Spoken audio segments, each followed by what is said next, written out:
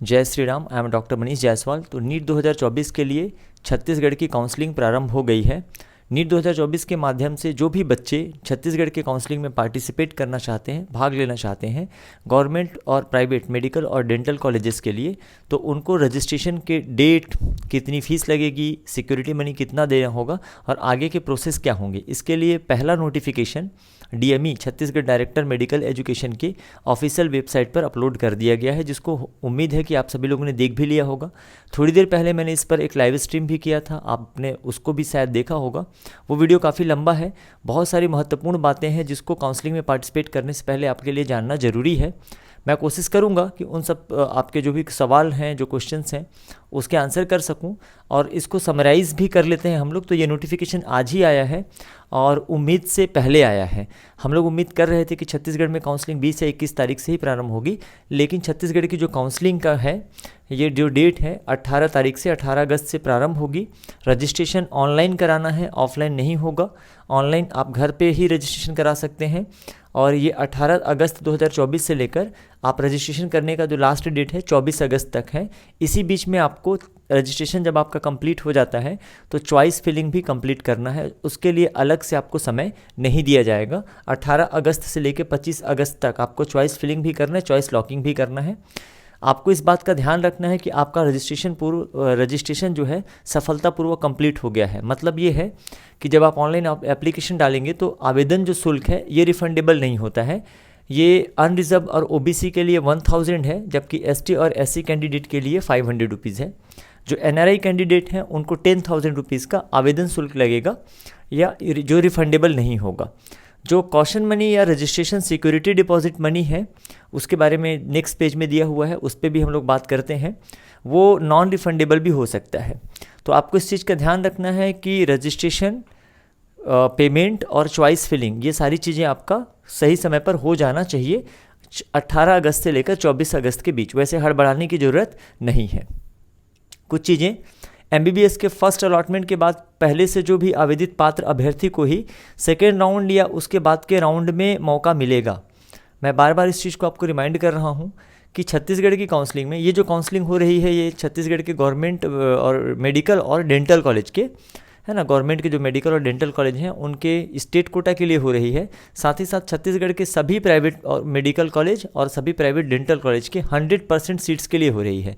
यहाँ पर जो प्राइवेट मेडिकल और डेंटल कॉलेज हैं उसमें ऑल इंडिया कोटा के माध्यम से एडमिशन नहीं होता है, इस चीज़ का ध्यान रखें। कई बच्चे ये पूछ रहे हैं कि क्या छत्तीसगढ़ के काउंसलिंग में पार्टिसिपेट करने के लिए ऑल इंडिया के काउंसलिंग में पार्टिसिपेट करना ज़रूरी है।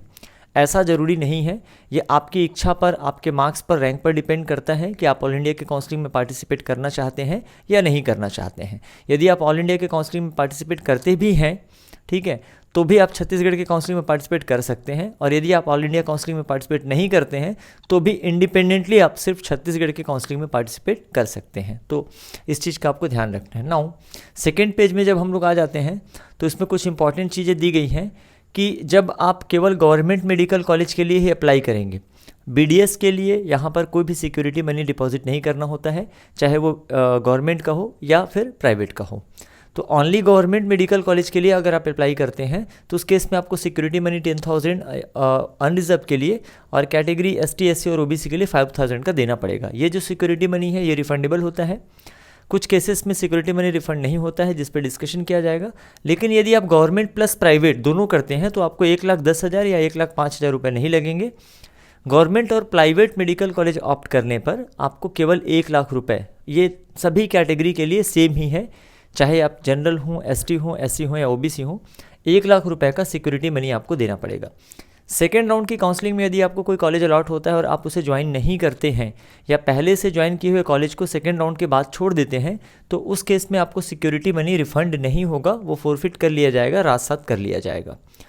इसमें बार बार ये चीज़ आपको बोला गया है कि छत्तीसगढ़ की काउंसलिंग में पार्टिसिपेट करने से पहले पीएमटी रूल 2018 आप पढ़ लीजिए, चीज़ों को समझ लीजिए, उसके बाद ही आप काउंसलिंग में आगे प्रोसीड करिए। एज वेल एज जब आप ऑनलाइन एप्लीकेशन भरते हैं, एप्लीकेशन आपका कंप्लीट हो गया है, आपने लॉक एंड सबमिट कर दिया है, फिर भी अगर आपको लगता है कि कुछ चीज़ों को आपने गलत भर दिया है, मिस्टेक हो गया है, चॉइस ऑर्डर आप रीअरेंज करना चाहते हैं, तो इसके लिए आपको जब तक ये काउंसलिंग चल रहा है, मतलब 18 तारीख से लेकर 24 तारीख तक तब तक ये आप निःशुल्क रीसेट कर सकते हैं। रीसेट करके आप उसको फिर से फिल कर सकते हैं। कुछ चीज़ें चेंज नहीं होंगी, उसका आपको ध्यान में रखना है। शुरुआत में अगर आपने ओनली गवर्नमेंट कॉलेज चुना है तो उसको बाद में आप गवर्नमेंट प्लस प्राइवेट में नहीं बदल पाएंगे। शुरुआत में आपने गवर्नमेंट प्लस प्राइवेट दोनों चुना हुआ है तो उसको भी आप नहीं बदल पाएंगे। तो इसलिए एक मैंने वीडियो इस पर अपलोड किया हुआ था कि किन बच्चों को ओनली गवर्नमेंट, किन बच्चों को गवर्नमेंट प्लस प्राइवेट चुनना चाहिए, किन बच्चों को ओनली MBBS, किन बच्चों को ओनली MBBS प्लस BDS चुनना चाहिए, किन बच्चों को government quota, only government quota, और किन बच्चों को गवर्नमेंट प्लस मैनेजमेंट कोटा चुनना चाहिए। ये मैंने क्लियर पिछले वीडियो में एक्सप्लेन किया है। उसके आधार पर ही आप चुनाव करें, और जैसा आप चुनाव करेंगे उसी आधार पर फर्स्ट राउंड और आगे के राउंड में आपको चॉइस फिलिंग के लिए कॉलेज अवेलेबल रहेगा। यदि आपने प्राइवेट कॉलेज में ऑप्शन में डाला ही नहीं है तो आपको किसी भी राउंड में प्राइवेट कॉलेज नहीं चुन नहीं सकते, या चॉइस फिलिंग में आप उसको डाल नहीं सकते। तो इस चीज़ का भी आपको ध्यान रखना है कि ऐसा नहीं है कि फर्स्ट राउंड में ही आपने ओनली गवर्नमेंट कॉलेज कर दिया और फिर आप सोच रहे हैं कि सेकंड और थर्ड राउंड में आपको प्राइवेट कॉलेज ऑप्शन में दिया जाएगा। कतई नहीं दिया जाएगा। एक चीज़ और ध्यान रखें, जो बच्चे सिर्फ गवर्नमेंट मेडिकल कॉलेज के लिए जाना चाहते हैं वो अनावश्यक रूप से प्राइवेट मेडिकल कॉलेज को न डालें, अन्यथा उनको at the time of registration 1 lakh रुपए का सिक्योरिटी मनी जमा करना पड़ेगा ही, और इसका फिर कोई दूसरा विकल्प नहीं होगा। और ये सिक्योरिटी मनी जो है ये वापस होने में समय लग जाता है, कोई इंटरेस्ट या ब्याज आपको इसमें दिया नहीं जाता। आगे हम लोग इस पर अगर हम लोग बात करते हैं तो एक इम्पॉर्टेंट पॉइंट था, बाकी सारी चीज़ें तो आप लोग है ना पढ़ लेंगे और समझने योग्य है। लास्ट वीडियो में मैंने एक्सप्लेन भी किया है कि अगर किसी रीजन से अगर आपका ऑनलाइन जो एप्लीकेशन है त्रुटि है, कोई डिफेक्ट है या लाइक है ना एरर है, जैसे इनकम्प्लीट एप्लीकेशन फॉर्म है, आपका जो रजिस्ट्रेशन फ़ीस या पंजीयन फ़ीस का जो गेटवे बैंक का फेल हो गया है, तो इसमें CGDME जिम्मेदार नहीं होगा। आपको सावधानी पूर्वक करना होगा, और ये सजेशन दिया जाता है कि काउंसलिंग के लास्ट डेट तक मत जाइए, है ना, उससे 24 घंटे पहले ही सारी चीज़ों को आप पूरी करा लीजिए। इसके अलावा ऑप्शन भी दिया गया है कि आप पेमेंट जो है इंटरनेट बैंकिंग, डेबिट कार्ड या क्रेडिट कार्ड से कर सकते हैं। ये सारे ऑप्शंस अवेलेबल रहेंगे पेमेंट के लिए। आपको इस बात का ध्यान रखना है कि जब आप पेमेंट करें तो अपने ही क्रेडिट कार्ड, डेबिट कार्ड या इंटरनेट बैंकिंग का यूज़ करें। अगर आप साइबर कैफ़े वगैरह से फॉर्म सबमिट कर रहे हैं तो उस केस में भी अपने ही ATM से ही आपको पेमेंट करना चाहिए, क्योंकि बाद में जब रिफ़ंड होता है तो वो उसी अकाउंट में रिफ़ंड होता है जो जिस अकाउंट से पेमेंट किया गया है। इस बार सेकंड अकाउंट नंबर भी मांगा जा रहा है, ऑप्शनल मांगा जा रहा है कि अगर किसी कारण से फर्स्ट अकाउंट में आपका पैसा रिफंड नहीं हो पा रहा है, भुगतान नहीं हो पा रहा है, तो दूसरे अकाउंट में, प्राइमरी अकाउंट के अलावा एक ऑप्शनल वैकल्पिक अकाउंट जो देंगे उसमें भी रिफंड किया जा सकता है। राइट, सबसे इंपॉर्टेंट बात ये है 8 नंबर का क्लॉज, आप इसे पढ़िए, ध्यान से समझिए इसको। मैंने ये वीडियो सिर्फ इसलिए बनाया है ताकि इसको मैं अच्छे से आपको एक्सप्लेन कर सकूँ, किसी को भी बच्चे को काउंसलिंग में पार्टिसिपेट करने में दिक्कत नहीं होना चाहिए। छत्तीसगढ़ चिकित्सा, दंत चिकित्सा एवं फिजियोथेरेपी स्नातक प्रवेश नियम 2018 के नियम नंबर 7 के अनुसार अलॉटमेंट होने के बाद जो भी अलॉटेड कैंडिडेट्स हैं, है ना, जितने भी अभ्यर्थी हैं, आवंटित संस्था में आवंटन पत्र में उल्लेखित जो भी आपके अलॉटमेंट लेटर में मेंशन किया गया है, उल्लेख किया गया है, वहाँ के अंतिम तिथि तक स्वयं उपस्थित होकर दस्तावेजों की समीक्षा कराना अनिवार्य होगा। जो भी डॉक्यूमेंट्स हैं आपके उसकी स्क्रूटनी कराना अनिवार्य होगा। पिछले वीडियो में मैंने बता दिया था कि स्क्रूटनी के लिए कौन कौन से डॉक्यूमेंट आपको लगने वाले हैं, तो आपको खुद जाकर अपनी स्क्रूटनी करानी होगी। अगर किसी रीजन से आपने स्क्रूटनी नहीं कराया या फिर स्क्रूटनी कराया और आप अपात्र पाए जाते हैं, ठीक है, अपात्र कैसे पाए जाते हैं ये मैं बता देता हूँ। लाइक फॉर एग्जांपल आपने as a OBC candidate counselling में पार्टिसिपेट कर लिया है, लेकिन एट द सेम टाइम जब आप समीक्षा के लिए जाते हैं, स्क्रूटनी के लिए जाते हैं और डॉक्यूमेंट प्रोड्यूस करने में असमर्थ होते हैं, या आपका OBC का डॉक्यूमेंट या डोमिसाइल का डॉक्यूमेंट या कोई भी डॉक्यूमेंट फेल हो जाता है, दैट मीन्स कि आप समझ रहे हैं ना, बहुत सारी शिकायतें ऐसी मिल रही हैं। कमेंट में भी ऐसा कई लोगों ने कहा है कि क्या छत्तीसगढ़ का कट ऑफ इस साल बढ़ जाएगा। यूपी और बिहार के बहुत सारे छात्र उन्होंने फर्जी तरीके से डॉक्यूमेंट बनवाकर काउंसलिंग में पार्टिसिपेट करना चाहा है या करने का प्रयास कर रहे हैं, ये शिकायतें मिल रही हैं। तो खैर उसका निराकरण तो गवर्नमेंट अपने लेवल पे करेगी, लेकिन उसका निराकरण स्क्रूटनी के समय भी हो जाता है, क्योंकि यहाँ पे वेरिफिकेशन किया जाता है।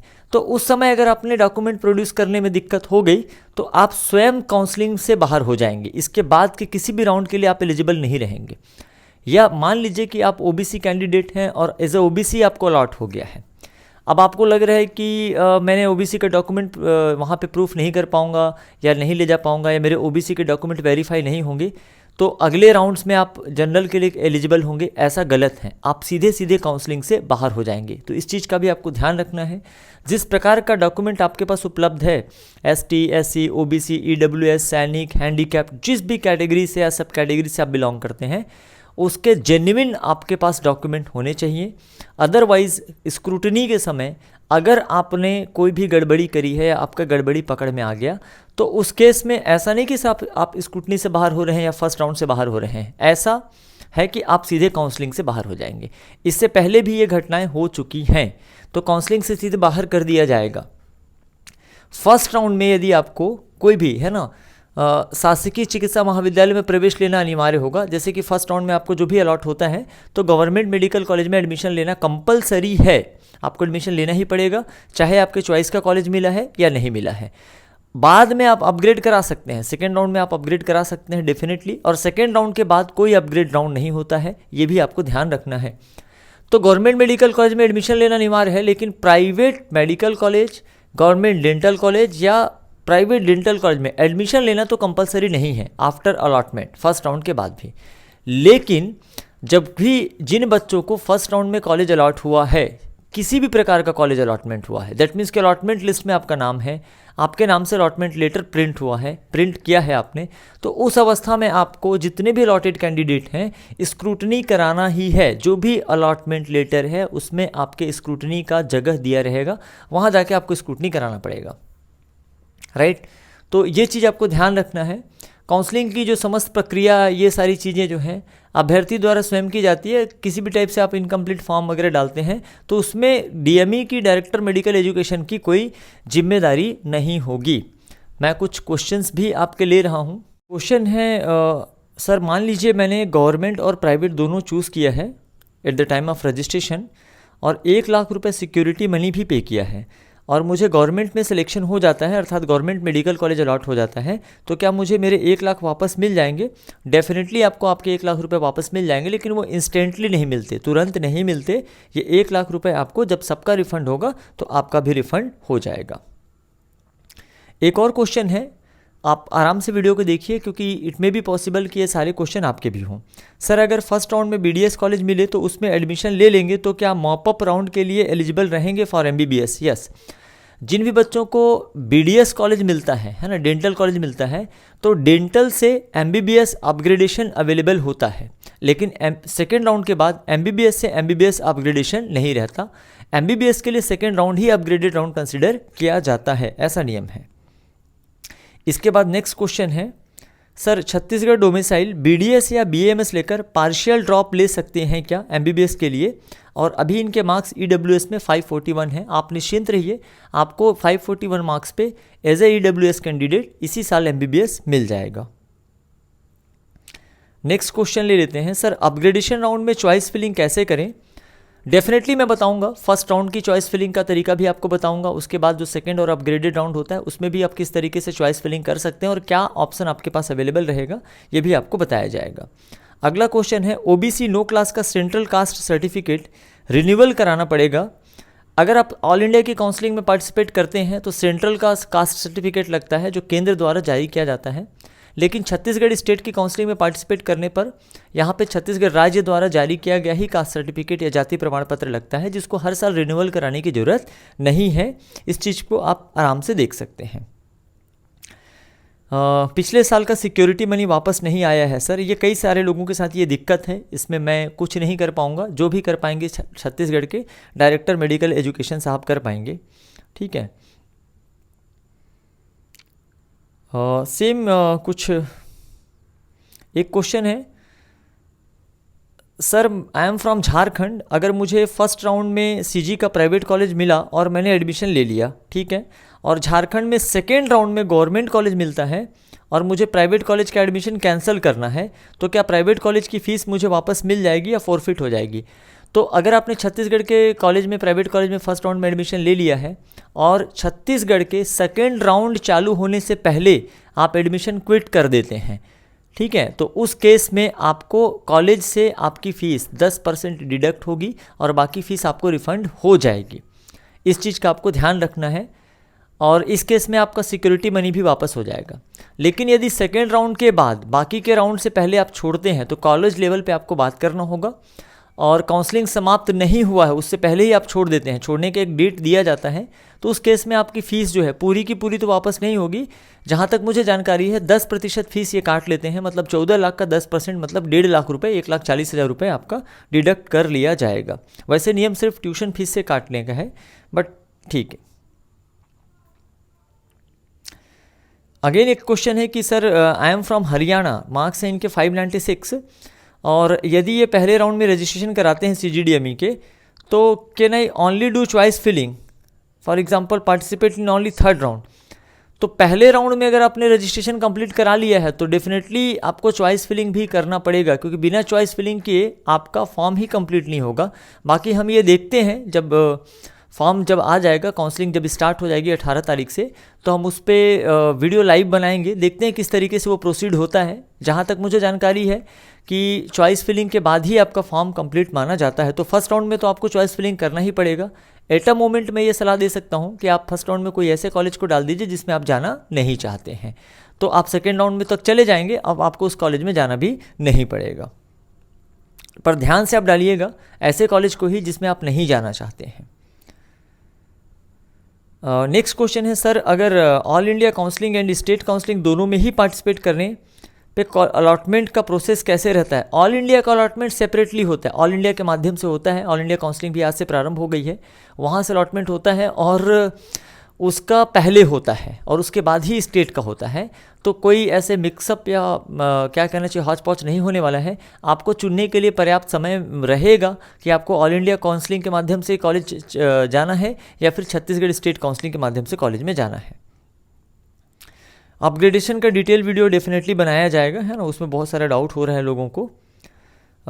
नेम और सरनेम से रिलेटेड कुछ लोगों को डाउट्स हैं, है ना। अगर आपके डॉक्यूमेंट जेन्युइन है तो एफिडेविट से काम चल जाएगा कि यदि आपका नाम या सरनेम में कोई मिस्टेक है, कुछ लोगों ने सिर्फ सरनेम की जगह कुमार डाला हुआ है, तो वो भी आपका सॉल्व हो जाएगा। अनदर एक क्वेश्चन है कि सर मैं AMU से BSc कर रही हूँ और अब छत्तीसगढ़ में एडमिशन लूँगी, तो क्या मुझे ट्रांसफ़र सर्टिफिकेट और माइग्रेशन सर्टिफिकेट दोनों देना पड़ेगा? डेफिनेटली आपको, क्योंकि आप एक अलग यूनिवर्सिटी से कर रहे हैं। तो छत्तीसगढ़ के कॉलेज में एडमिशन लेने के लिए कॉलेज के बच्चों को, जब आप ऑलरेडी किसी कॉलेज में पढ़ रहे हैं, तो TC और माइग्रेशन सर्टिफिकेट दोनों आपको सबमिट करना पड़ेगा। नेक्स्ट क्वेश्चन सेम रिपीट हो रहा है कि गैप सर्टिफिकेट अलॉटमेंट के बाद बनवा सकते हैं क्या? डेफिनेटली बनवा सकते हैं, नोटरी से बनवाया जाता है, फॉर्मेट भी अवेलेबल है। आप नोटरी से गैप सर्टिफिकेट में जो है अलॉटमेंट के बाद बनवा सकते हैं। इस पे मैं सेपरेट चर्चा करूंगा। सिम्स पे क्या अपडेट है? Chhattisgarh institute of medical science CIMS Bilaspur, उसकी 30 सीटें कम हो गई हैं। आपको जानकारी हो गई होगी, 180 सीटें हुआ करती थी वहाँ पे, जिसमें इंफ्रास्ट्रक्चर, फैसिलिटी और फैकल्टी की कमी के कारण 30 सीटें कम कर दी गई हैं। और अब इस साल अब तक जो जानकारी है 150 सीटों के लिए ही एडमिशन लिया जाएगा। सर ये सही न्यूज़ है क्या कि यूपी बिहार के बच्चे छत्तीसगढ़ डोमिसाइल बनवा के काउंसलिंग में पार्ट लेंगे? हाँ बिल्कुल ऐसा होता है। यूपी बिहार इन सब चीज़ों के लिए फेमस है। नीट परीक्षा 2024 लीक भी हुआ था बहुत सारी जगहों से। तो लेकिन ऐसा अगर किया जाएगा, है ना, तो डेफिनेटली, है ना, उच्च स्तरीय जो जांच और छानबीन जो समिति है उसमें ये पकड़े जाएंगे, है ना। ऐसा करना संभव नहीं है, बहुत गहन और सघन जांच होती है। तो जो भी रैकेट, जो भी लोग इसमें इन्वॉल्व हैं, है ना, उनको आने वाले समय में दिक्कत होने वाली है। तो ऐसे जो भी आपके क्वेश्चंस रहते हैं आप नीचे कमेंट में लिख सकते हैं, मैं समय निकाल के कोशिश करूंगा उसके जल्द से जल्द आंसर कर सकूं। तब तक के लिए धन्यवाद, मिलते हैं नेक्स्ट वीडियो में। जय श्री राम।